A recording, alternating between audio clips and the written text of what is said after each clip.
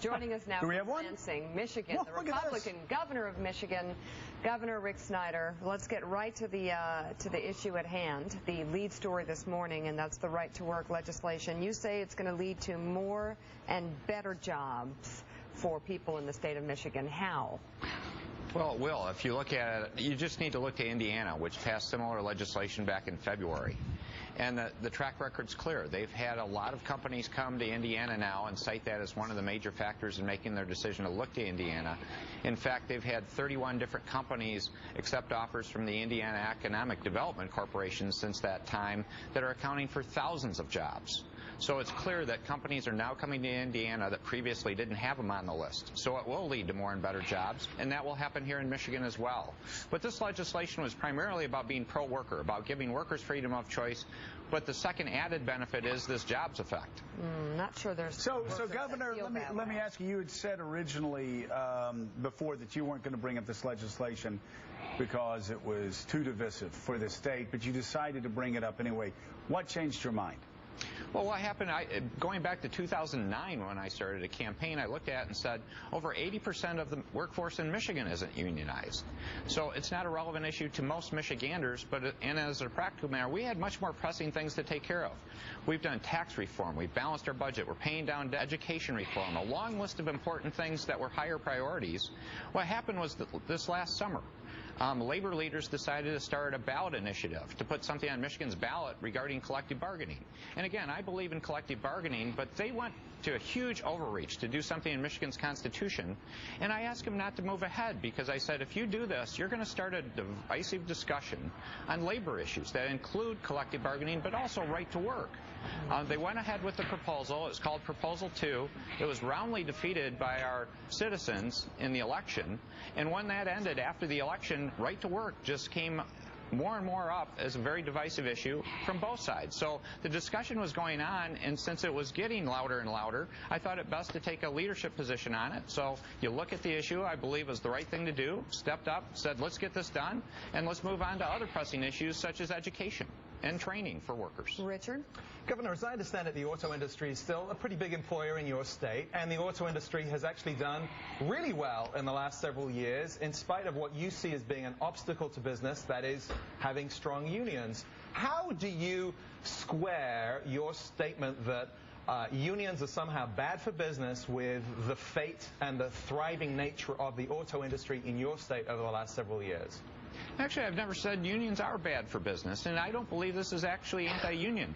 If you look at it, I believe this is pro-worker, because the way I view it is workers now have freedom to choose. Hang on a second. Are you serious? Yeah, exactly. Are you serious? This is not anti-union. Yes. This actually, at its core, undermines the ability for unions to organize. So you can make many arguments you like to saying it's not anti-union.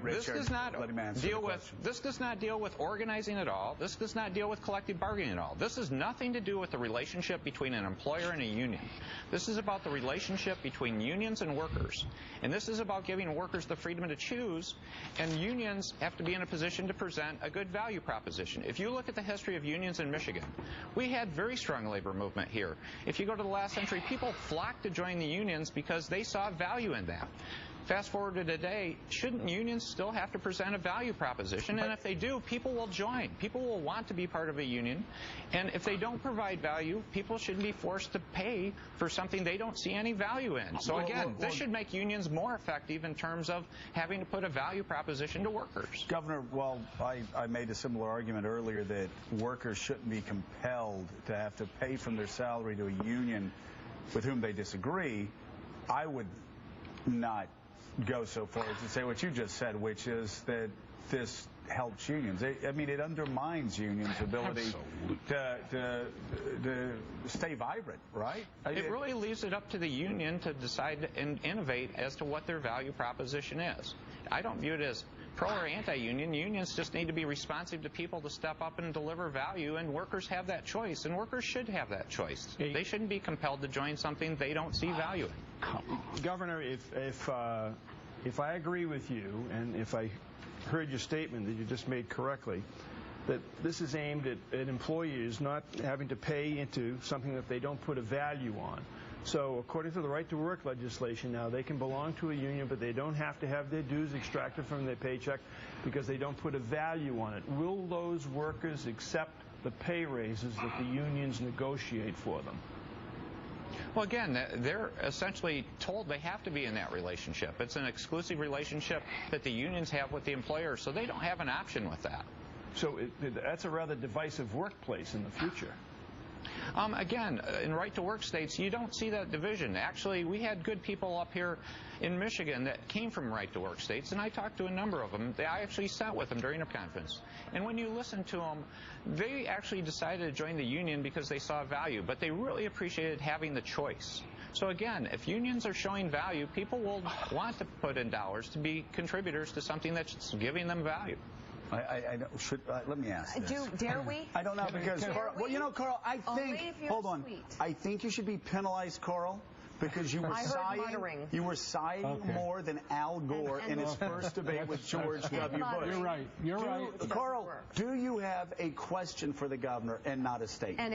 Yes. Sure. Okay, go ahead. I have a Governor, question. let's see how this works. I have a loaded question. We're holding our... No. My loaded question would be, that will educate how do you distinguish your position on this from a real question about the welfare of workers in a state that historically unions have had a huge role in and in making Michigan a better place? That's a good question. With cultural and political warfare. Governor, that's a great question, period. Governor, versus respond. Cultural and political warfare. Right. If you go back, again, in the last century, in the middle of the century, the unions did a lot of great things. They helped with working conditions, wages, so many great things. But if you come to today, in many respects, unions are a declining percentage of the workforce. Michigan was just third in high-tech jobs being created in the country.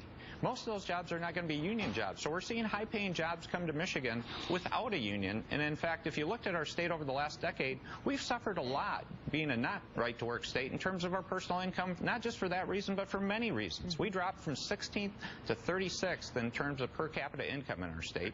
We've started to come back now.